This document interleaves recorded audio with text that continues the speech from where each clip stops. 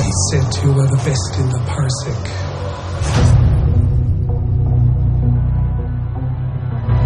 Welcome to Parsec Passion, a podcast about Star Wars TV shows on Disney+. But hold up, wait a minute. We're talking about the Mandalorian and Grogu movie, which isn't on Disney+. Yeah, it will be. It's in movie theaters. We've covered every episode of the Mandalorian and Grogu here on the Parsec Passion podcast. And today we're talking about the movie. They spun it off to a movie. Listen to this plot synopsis, Catfish. Once a lone bounty hunter, Mandalorian Din Djarin and his apprentice Grogu embark on a new adventure. That pretty much sums it up, doesn't it? Hey, my name's Bubba. Sure, why not? And with me, as always, is someone who should really keep his helmet on. It's Catfish. Oh, that's right, Bubba. I am pleased to podcast with someone who is an older person, has always helped me, and now it's my turn to help. Never mind. He can still do it on his own. Listen to him coughing and wheezing over there. How dare you? Just like Grogu, we're old. Hey, Catfish, so it's a movie. We have been, let's just say it, we have been generally positive about the Star Wars Disney Plus show, The Mandalorian. Absolutely. Here it's a movie. It's supposed to be bigger. It's supposed to be better. What is your rating for the movie, The Mandalorian and Grogu, out of 10? Bubba, I gave this 6.9 out of 10, what I like to call double H's. Wait, double H's? Yeah, hipster huts. We now have an emo hut. Yo, man, I just want to live my life.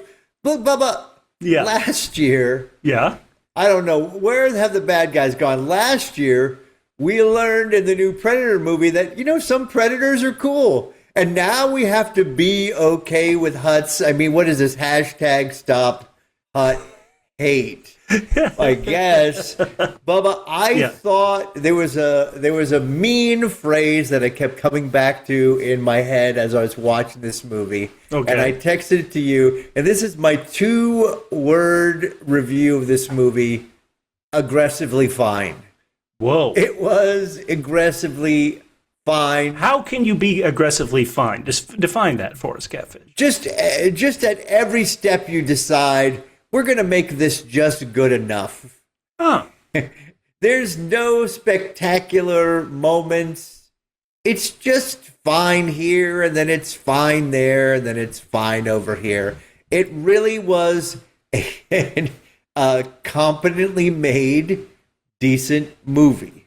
Yeah. I needed Grogu to do more in this. How many times we've seen his slow, he helps here, he helps then.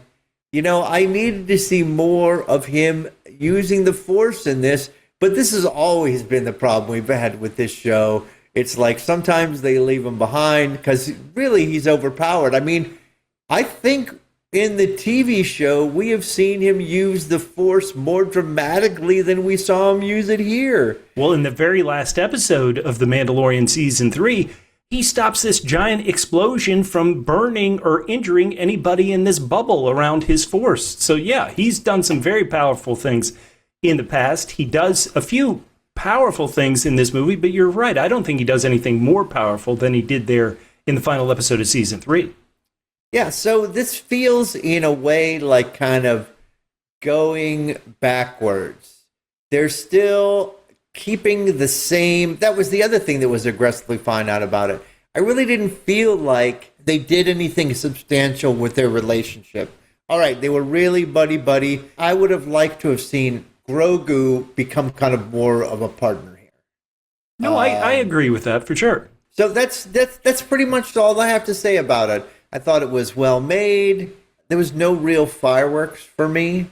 Maybe I'm just jaded now, but there was nothing that really was like, oh man, or even like the beginning thing to like really get me jacked up. I was like, all right, it's good. It's aggressively fine.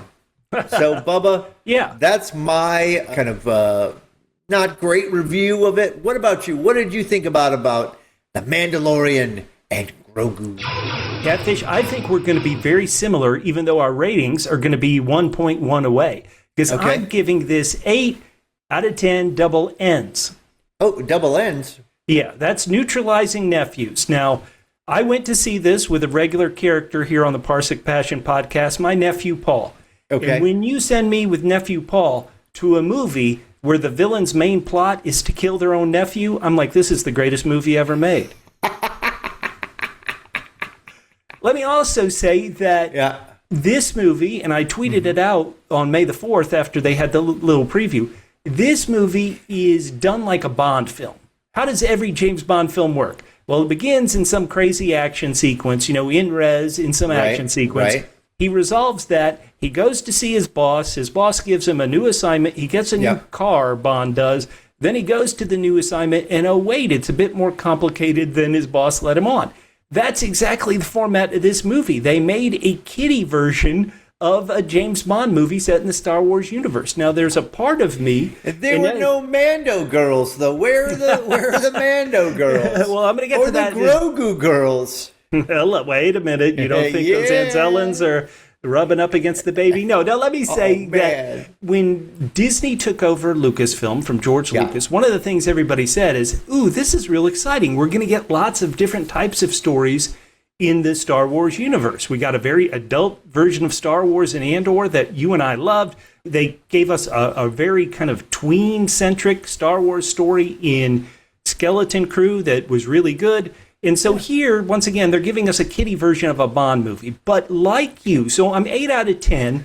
But let me say, I totally understand yours. And the one thing you kept saying, fine, fine, fine. I watched this whole movie and I thought, oh, that's good. Oh, that's good. Oh, that's good. There were a couple of moments where I went, oh, that's very good. But I'm not sure there was a real moment where I said, ooh, that's great. And so why is that so weird in the Star Wars universe? To me, of all these films, and there are now 13 Star Wars films that have been put out in theaters, the worst for me is The Phantom Menace. It had Jar Jar Binks, and it had so many terrible lows. And then people didn't like Attack of the Clones. Ooh, I hate sand. It gets everywhere. And a real low, low, low. The Rise of Skywalker, everybody's like, somehow Palpatine returned. And so those films have real, real lows. In Phantom Menace, for me, all the Jar Jar stuff, really, really low. But it did have a great high of the Obi-Wan Darth Maul lightsaber fight. And so this movie is very bizarre in that it's all good. There are like 3 moments where I think it takes a notch up to, oh, that's a very good action scene, or oh, that's a very good moment. Okay. But for me, there was never a great. And so because of that, let me say I'm a higher rating than you, but I think we're very similar. Of like, you don't see it. And there's no Jar Jar in this film. There's no, ooh, I hate sand. It gets everywhere. Whiny Anakin in this film. Right. But it won't go to the final gear. I'm sorry, I only drive automatic cars. Whatever the top gear is, the top shift, we're in first gear, second gear. It never gets up to 5th gear or whatever the highest gear is. So it's a good movie. And the one thing I'll say, though, is that Grogu, you called it. Grogu, he needs to do more. He needs to do everything. Why? Because Grogu works. He works in everything. Every single thing he does, you're like, even if it's not like the greatest thing, you're like, oh yeah, that works. And as someone who, will not be alive in 100 years, I'm like, Grogu is a character that can live to be at least 900 years old. Disney is going to have Grogu in movies until the year 3000. It's driving me crazy. Well, they certainly got the swag. I mean, it's funny that you mentioned, what do I think of when Disney took over the Star Wars universe? Mm-hmm. That was being at Disney probably a month later, and they had all the swag. Oh yeah, Disney in Star Wars. I mean, Mickey in Star Wars gear. Everybody, they had everything going. So it was like, that's it. Here, like Disney, they are ready to cash in on this after they spent so much money. Well, they spent $4 billion, and then what's crazy is The Force Awakens by itself made $2 billion, and that doesn't include merchandising or toys. And so, Disney has made money off of this. Grogu, who knows how much money they've made off Grogu? Give me a break. Amazing. So we are breaking down this movie. We're going to go in deep in a second, but real quickly, all you Star Wars fans, we love to say, who cares what we think? We want to know what you think. Go down in those comments if you're here on YouTube and give us your thoughts on the Mandalorian and Grogu movie. How does it compare to the show as a whole? Tell us everything. Also, if you're listening to this on audio podcast, the Parsec Passion audio feed, please, hey, we need some reviews. Give us some likes. Reach out to us on social media at PHQ everywhere, because it was a year ago that Andor came out, and we loved it, and we reviewed all those episodes. And now we've got this in 2026, but this is all we're getting in 2026. In 2027, season 2 of the show Ahsoka is going to come out. Plus, there's going to be the 50th anniversary of Star Wars be existing in 2027, and there's the Star Wars celebration in downtown LA. We've got Ryan Gosling in a movie called Starfighter next year, so there's going to be a lot in 2027. This year we're a little low. We'd love you to subscribe and join us on this journey. Now, Catfish, one of the things we love to do when we dive in deep is talk about our favorites and our least favorites. What's great, what's not so great. Okay. You said everything was fine. I said most of it was good and a couple was very good. So I thought we'd have something at the front to talk about what do you consider the best action sequence? Because this movie, for all intents and purposes, is like all action sequences all the time. I'm trying to list them all, and I know I'm going to forget some. There's the James Bond opening mid-mission, where it's the Snow Planet opening, where he's got to get that Imperial guy. Whoops, he didn't get him. That dude's dead. There's the barroom beatdown. There's the gladiator arena and Rada the Hutt capture. There's capturing the Imperial officer coin. There's the assault on Mando's house. There's Mando in the water versus the Amani and the White Dragon Snake. There's Mando versus the droids. There's the end battle where we've got to free Rada, kill the twins, and escape the planets. Once again, I'm probably forgetting some. Catfish, what is the best action scene in this movie of nothing but action scenes? I mean, I think the one that was most pleasing to me was when Rada and Mando were fighting all those animals, and they were doing their best and they were buddying up. And then when you have an electrified fence, never bring in an electrified animal if you need that fence. So when they broke out and all those suckers got, that was delicious. And they are off that planet. And that was the one fun thing to think about. They're like, we're out of here. And then news from that planet, completely deforested of human beings, that planet now. So that one was my favorite that I remembered because it wasn't just a fight. It had a nice twist to it. Yes, and that's one of the few times when you go to a sporting event when you want to be sitting in the cheap seats, right? Everybody in the front row is like beast fodder. In the cheap seats, you maybe could have escaped. I love it. For me, and maybe this was because Mando took off his helmet, but for me, the best one was Mando in the water. First, he has to fight these creatures, and listeners, I'm doing the best I can. They have been listed as Amari and Amani in 2 different places. This is a creature first seen in the background of Return of the Jedi as just a character standing there. Jon Favreau, he's like, ooh, I like this character. He turns it into a pretty effective evil monster in the water, and there are a couple of scenes of these monsters attacking. But they're just the opening round in the fight to the White Dragon Snake. And I thought, that's pretty good, that's pretty horrific, that's pretty scary. So that was my favorite of all these crazy action scenes. All right. Okay, I mean, the White Dragon Snake itself was pretty effing cool. I have to give him that. And the White Dragon Snake, not in this fight, but later in the film, really got a full meal. He got and twins. Now, Catfish, another recurring segment we do here on the Parsec Passion podcast feed. Is because Grogu is so adorable. We had this section, and I want you to introduce it because its name kept morphing over the years. So what is this section called? So before we knew that his name was Grogu, we were calling him Tween Yoda. So we combined that with adorable to call it our Twadorable moment of the episode. So I don't remember whether, but I think we changed it to Grogu-able moment, Grogu-able moment of the episode. So of this movie, Bubba, give us the Grogu-able moments.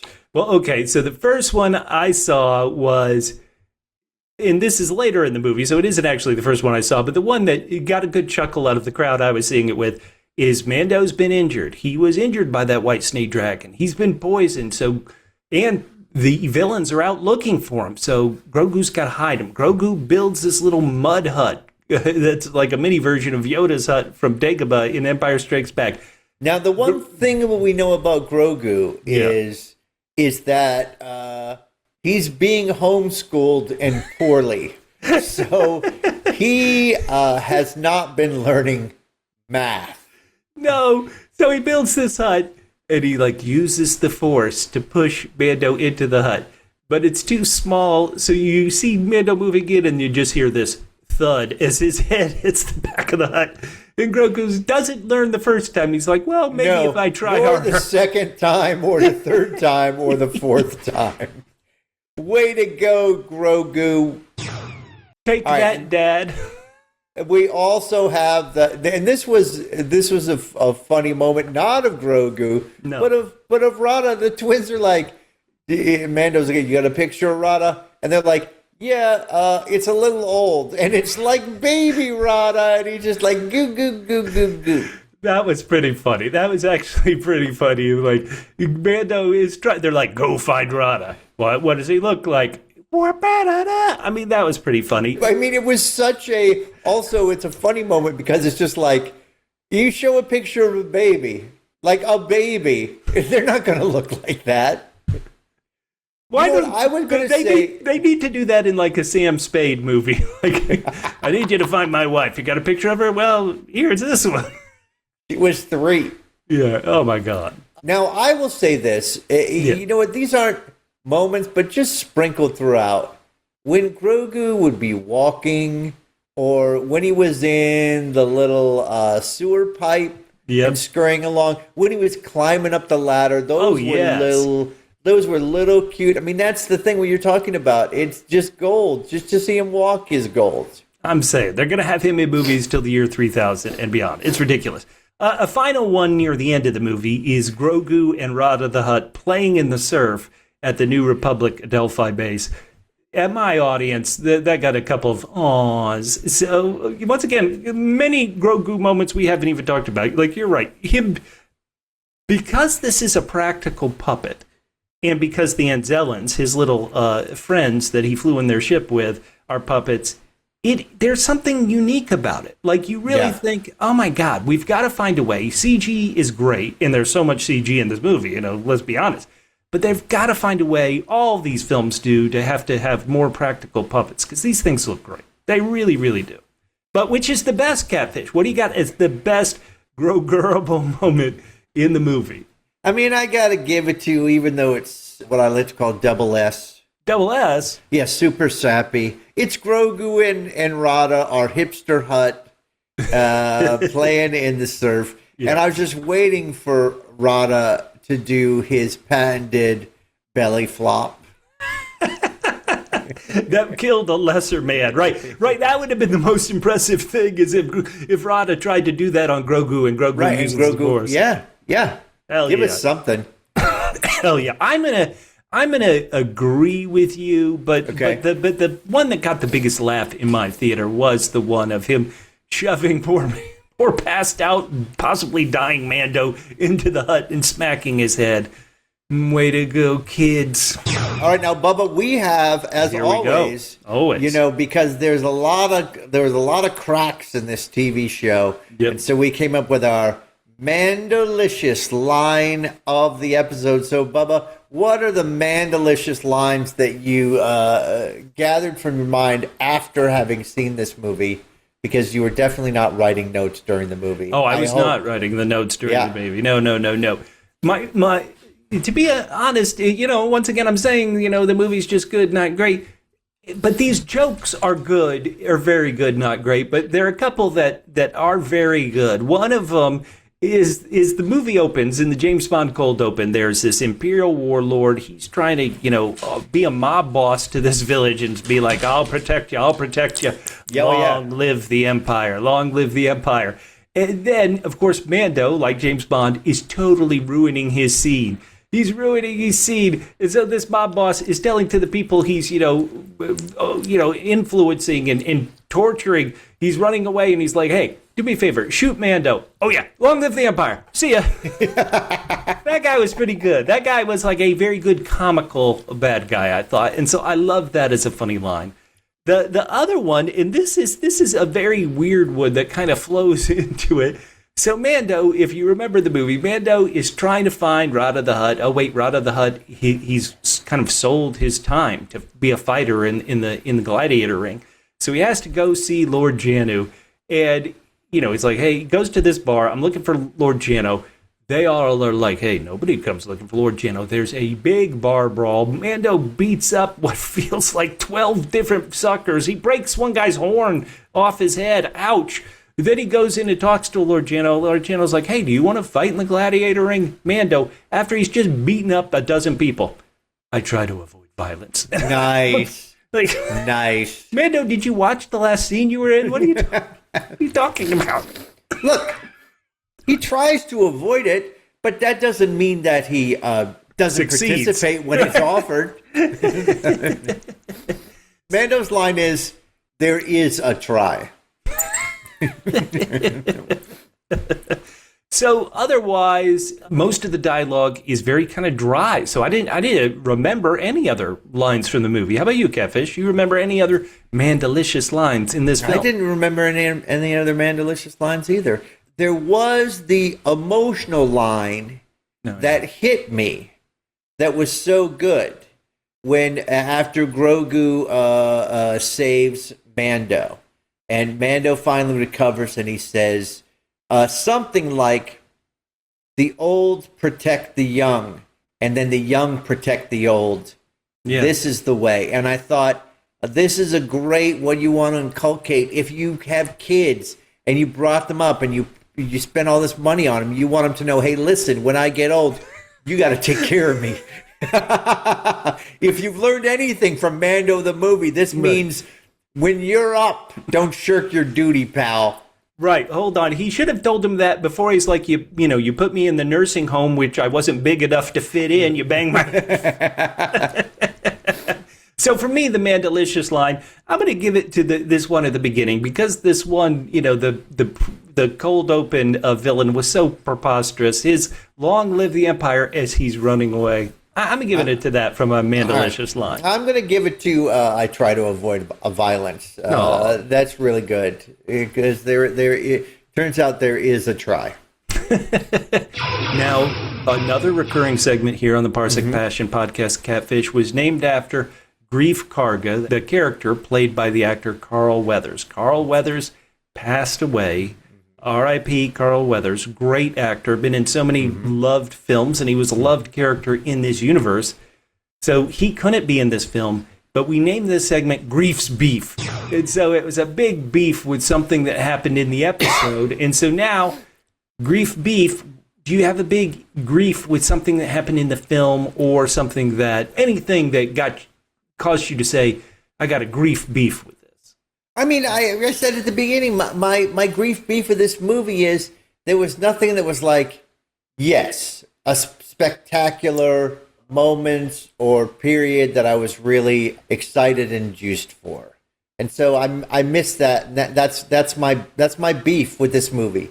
It's a movie. Give me some cool stuff. I will say that, once again, I said it would only get to very good. It never got to great. To me, when it got to very good, it was because there was believable tension. Like in the opening cold open, it is actually a very good attack, a cold open on the Imperial base with the AT-AT walkers and such. But I was never afraid for Mando and Grogu, even though there was that great bit of Grogu tapping Mando on the helmet, like, hey, we got to get out of here. But to me, the real time when I felt real tension was in the snake battle, like I already talked about before. But the other time was when Mando has mistakenly thought, hey, I brought in Lord Janu. It's all fine. I got Janu coin. It's all good. I can just go home and be safe. And in his, Sigourney Weaver had told him, hey, dude, you did it. You got our objective, but you kind of screwed over the Hutts. Mando flies home, and even before he's home, you can see, there's trouble waiting for him. And that attack on his house, where they got him by the alien, and the alien with the evil hound type creature. I thought that was tense. That was so good. in too many, and in the once again in the water battle with the white dragon snake, I felt tension and I felt like, oh my god, this is intense. How's he going to get out of this? How's this going to succeed? But in too many of the other fights, my Greef beef is I didn't feel tension or fear. I mentioned the bar fight, but when they go to get Janu Coin, Lord Janu Coin, and they're looking at his house and they're like, boy, there are a lot of stormtroopers. How are we going to go in and get them? In some ways, this is like an 80s action film type response, but I think it's better if it's like, okay, how can we extract them from this house? How can we get them out? In this, no, it's the 80s action thing. We're like, boy, there are a lot of stormtroopers. What are we going to do? What are they going to do? Just go in and blast it. Through the front door, right, obviously. Exactly. They don't try to do anything stealth. They're like, we'll just beat everybody up and kill them. Now, they do, and there's some good action in it. But to be very good or great, the stakes have to be raised. In that action piece, I think that type of action piece happened too much, where it was like the battle against the stop-motion droids when he was going to see the twins at the end. It was good. It times got very good, but they needed to just up the tension, up the stakes, up the fear for these characters. And so my Greef beef is, I want a hero to overcome an incredible obstacle. And it felt like only a couple of times in this movie were the obstacles incredible. A lot of times the obstacles were like tough. That's kind of a tough obstacle. Let me ask you a question, and this is kind of like overriding with the movie, and maybe I just wanted to see something new. Yeah. Were you bothered by the fact that the baddies were Hutts that we already have spent so much time with? And then backslash that we had an emo nephew Hutt. The emo nephew Hutt didn't bother me too much. Okay. The Hutts being the villain isn't bad, but a villain's got to be, like a Bond villain. There are good Bond villains and bad Bond villains. And once again, or great Bond villains and poor Bond villains. And with this movie, I think the Hutts were good Bond villains. They weren't great Bond villains. So you needed a way to turn them up to be like, maybe they captured Grogu and torture Grogu for a bit. So you really hate them. So to me, that might be the issue. Not that they're Hutts, but that, right. But that also they didn't become completely terrible and evil. That they're stuck there. Oh, good point. Where they are. And so therefore they have to send people out to do things rather than doing them themselves. Well, makes them a little passive, maybe. Yes, but when you say that, my mind immediately went to this is a James Bond plot. I think it's a very good James Bond movie, but the actual villain of The Spy Who Loved Me, guys, he stays in his lair the whole time. He's not a physical threat. He's kind of a putz. He has good henchmen, and they're great stunts, but kind of like they're great James Bond villains, bad James Bond villains. That guy in The Spy Who Loves Me is kind of a, poor. His lair is awesome. His henchman is awesome. Maybe even his plan is awesome. But he himself is kind of like, dude, you're not that good. And so because the Bond part of it, I saw immediately, I guess I was expecting, the fact that they weren't the greatest villains didn't blow me away. I guess I'm thinking more of, instead of Bond, but it's sort of along the same kind of thing.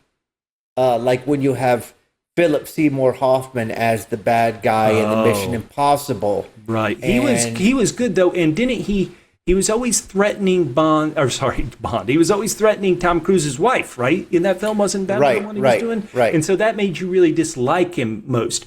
These Hutts, the person they really hated was Rada the Hutt. And if you didn't warm to Rada, there was no way you were going to be like, oh boy, these Hutts are the worst. Instead, you'd be like, I kind of warm. I warm to Rada. It's just that, just the Hutts being there. I don't know. You know what? It drives the whole story. But yeah, the Hutts just didn't. Every time I saw the Hutts, I was like, okay, Hutts, big deal.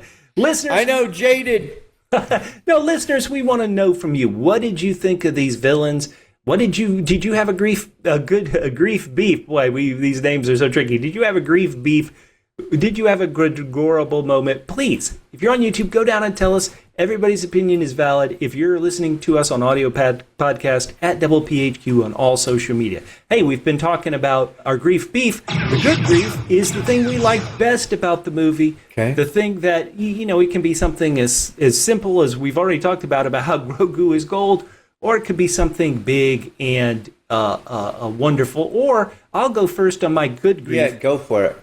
In that this is something that, two old as Grogu people shouldn't say, but this is a series for kids. And it just so happened, yes, I went with nephew Paul, but just by dumb luck, the screening I was in had a good number of kids in it. And the thing I liked most, in some ways, about the whole movie, this is, very meta. It wasn't something on the screen. It's that these kids that were like 2 rows in front of me. You know how nowadays movie theaters have recliners. You can put your feet up. Go back. And I would certainly, kind of recline the whole movie. But these kids, 2 rows in front of me, they were like sitting up on the edge of their seats and kind of leaning on the thing, the bit of the chairs in front of them. And I was like, oh, these kids, this is fun. They're really into it. So to me, I keep mentioning it felt like it was really aimed for them. And so I'm glad that at least the kids in my movie theater really liked it. And I should point out, nephew Paul really loved it. Now, nephew Paul loves all the animated shows. In some of these, like the big bounty hunter alien who caught Mando is in the animated shows. So nephew Paul had that thrill as well. But for me, the good grief is all those kids that were in my theater were leaning forward and like, woo. So I like that. How about you? Well, that's good. You know what? I tried to go to the recliners too, just simply because now that the movies start like 20 minutes late, if you're in the recliners, there's plenty of room for you to walk by people. Oh my God! You don't have to irritate them. But I will say this: the recliners, I've always noticed that you are sort of isolated from other people's reactions when you're in the recliners. There's more space between you, and you're not enveloped in it. So, but despite that, I will say my good grief is just watching Mando do stuff. I mean, they could have a show just called Mando Does Stuff, and it would be entertaining. It would be. Mando shopping, Mando at the market. Mando, how about Mando? How about... Yeah, go. Yeah. No, I was going to say Mando making a birdhouse. There you go. It would have great theme music, too. All those cuts. I thought you were going to say Mando raiding all the food stalls on that one planet. He's like, well, we went to this food stall. I got great information and a great sandwich. Let's go. Hey, there you go. Marty Scorsese, give me this great info plus a great sandwich. Hey. What's your good grief, listeners? What was your favorite thing about the Mandalorian and Grogu? Now, Catfish, we're going to go to a bounty hunter guild battle. This is where you and I enter into the ring. We are there in the gladiator ring with all those aliens. We have to fight it out to see who wins the puck in Mandalorian television show terms, who got the money from Greef Karga. So, in this battle...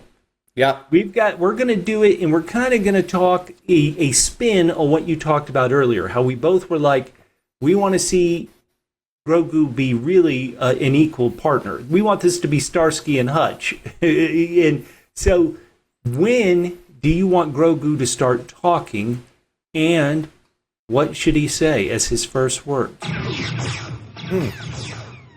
Well, I'd like him to start doing more Force stuff before it starts talking. Oh, okay. But I definitely would like him to start talking soon, and definitely his first word needs to be, and I don't know whether this is a copyright infringement on any other characters, but his first word needs to be cookie. Yes! Yes, that would number one. In this movie, too, he is a cookie monster, literally. That is great. Great. And maybe he could force choke somebody. That way it gets both things. You want him to use the force. So right, he uses the force with one hand to grab the cookies from them, and then the other hand, you just... Oh, yeah. His hand is shaking while he's eating the cookie. All right, what about you, Bubba? What should his first word be? Well, I was thinking this because there is a point, because he does, we should have said at the beginning, this is obviously full spoilers. Grogu has a period where it's all him. It's the movie's called Mandalorian and Grogu. The Mandalorian's out poisoned for a good section, and it's all Grogu. So I was thinking, well, what should his first word be? And then I thought, well, the thing he's heard the most is "this is the way." And so it was like, could he have a full first sentence of, dare I say he chokes somebody out and kills him? Mando looks at him, Grogu, what are you doing? This is the way. But then, a lot of times... No, Grogu, that is not the way. Yes. But then a lot of times in something like this, it would be like dad or father or whatever, but he's never... You say dad or mom because people are saying that, you're a baby and people are saying that to you. No, but he's not going around and saying... Grogu, maybe Grogu would say his own name because he hears it so much. He might just say Mando. That's what everybody calls him, Mando. Right, Mando. Bubba, I've got another question for you. This is a meta question, not about the movie itself. Sure. But do you think that they always planned for this to be a one-off movie, or they thought, okay, if this really does well, would we make another movie? And then if the answer to that is yes, what does well mean? Now, this movie made more than it was projected to make. Yeah. It made $102 million in the first weekend in America. Yeah. Supposedly, it was around 130 to make. Oh, I thought it was 100. I thought it was 165 to make, and then with the adjustment, it turned out international markets came in about as much, and so I heard it made about 164 or 5 in total worldwide. Well, it's tricky because the split between the theaters when you say, okay, it made $160 million. Well, and they do make deals on it, so it's not exactly right. But for example, the movie theaters, and this is why they like to have movies in theaters longer, the studio gets more of a split in the opening weekend, and then the studio gets less and less of a split as it goes on. Mm-hmm. So, for a movie that's and I believe it's different overseas as well. I think they get even less of a split overseas. So, so that's my question. First of all, did you think they planned? They were open to another movie, or they thought, let's just end this part of the Star Wars saga. We put something in the theaters to kind of like keep it going on. This will sound crazy when, once again, I think they spent $165 million to make the film, and then certainly at least another $165 to market it. But what every interview I've read implies is that, you're like, how much thought did they put into it? How much thought did they put into it? They got to a point where that writer's strike a couple of years back put them in trouble. Like, it was like, hey, we're going to go make season 4, even though Jon Favreau and Dave Filoni kind of write everything themselves. They do actually have a writer's room and stuff.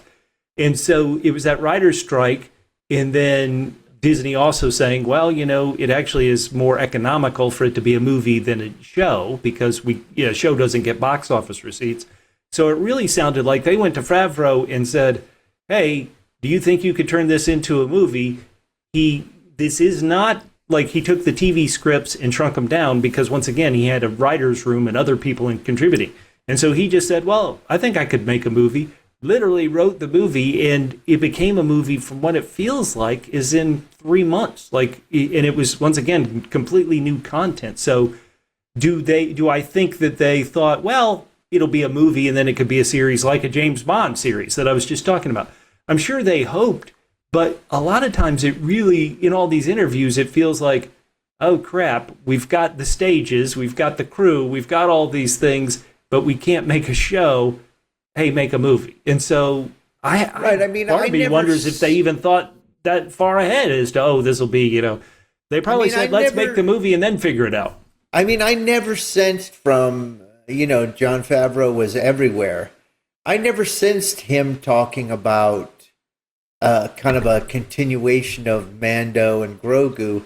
He was just sort of in a lot of either defensive from the questions he was asked, or pre-defensive about like that this is actually a movie. This is I didn't just take the TV show. I came up with an idea that was movie worthy, and we shot it. And I never got a sense from him like this is the beginning of pushing Mando out. Right. I don't think he even knew, is what I get from these interviews. It was like, hey, we can't make a show, make a movie. And then it was like, well, if I'm going to make a movie, like this is where, when you talk about him being defensive, it feels like a lot of times he's saying, well, if I'm making a movie, why not shoot it in IMAX? And they did shoot a good bit of this in IMAX. And he's like, well, why don't I, do things that I wouldn't normally do? Like they normally shoot The Mandalorian a bit on location, but mainly in those studios. In the volume down by Manhattan Beach. And they shot some there,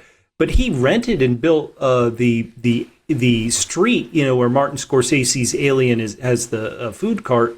They rented out a different place in downtown LA, and they built that all out as a set. And so, he gets defensive because he's like, look, we did do all this work, even though I think anybody would be right to say, in some ways, this does feel just like, a bigger episode of the show.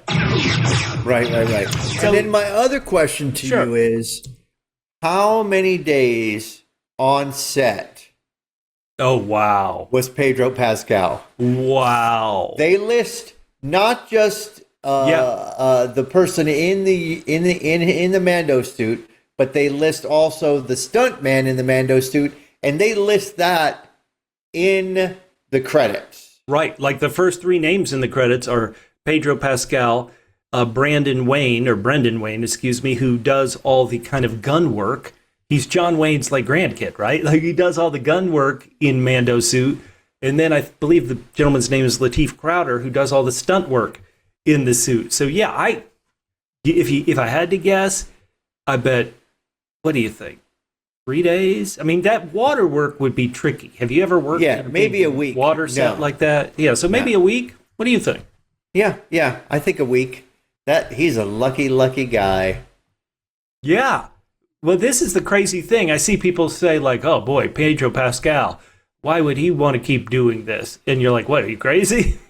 You mean I do some voiceover work? I do a week's worth in the studio, and I'm the headliner of a film? Yeah, let's roll.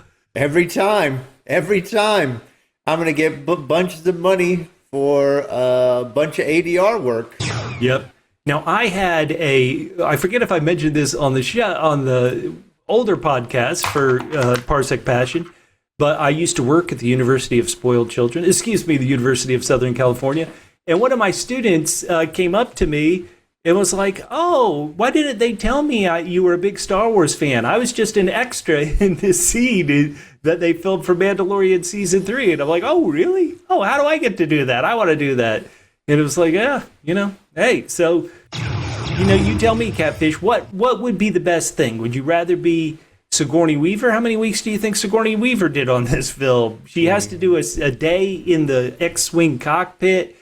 She does a couple of the outdoor scenes there at Adelphi Base. She has a scene indoors, and that's over at that indoor Adelphi set. That's like Jon Favreau's like offices, which I believe are over in Culver City. It's incredible. It's like I'd say 4 days. And first of all, she did not see Pedro Pascal on set either. Oh, that's right. Yeah. No. Well, this reminds me, do you want to tell your story about you and Bob De Niro in that scene? You saw him in set and you didn't see him on set. I'm kidding.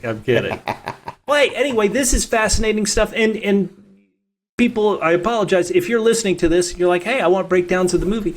What's fun is that when you get to this point, I mentioned this is the 13th Star Wars film released in theaters. This is like the James Bond series. And so it is, there are like so many to talk about that in some ways it's the whole series and everything about it is just as fascinating as the film itself. So once again, we want to know from you. Do you want to see more movies? Do you want to see it go back and do season 4? Certainly we're going to see Grogu again. How about this for our final Bounty Hunter Guild battle, Catfish? Yeah. When are we going to see Grogu next? Are we going to see him in a new season of The Mandalorian, another movie, maybe Ahsoka Season 2? He could pop up there just, at the beginning of 2027. Where are we going to see Grogu next, do you imagine? Wow, that is a great question. I mean, can we see Grogu without the Mandalorian? Excellent question. I mean, he's still training. It depends on whether you want to push it. It's a story that's like 50 years later, 100 years later. Yeah, I don't think they do that. My answer is, and I didn't think of this until I was just offering it to you as an option. They've got Ahsoka Season 2 coming up in 2027. They, like everything's got to be bigger.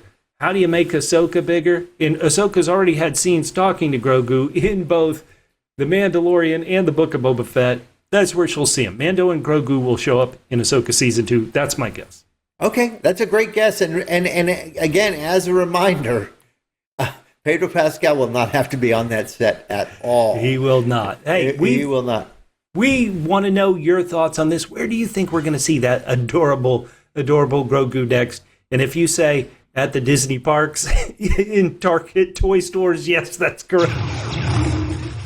Hey, but we've got some real feedback here. Yes, here we go. From some of our, we've got two true double L's. Double L's? Yeah, loyal listeners. Come on, Bubba. I've said it so many times. And the first is from Cam Shea 23. Camille.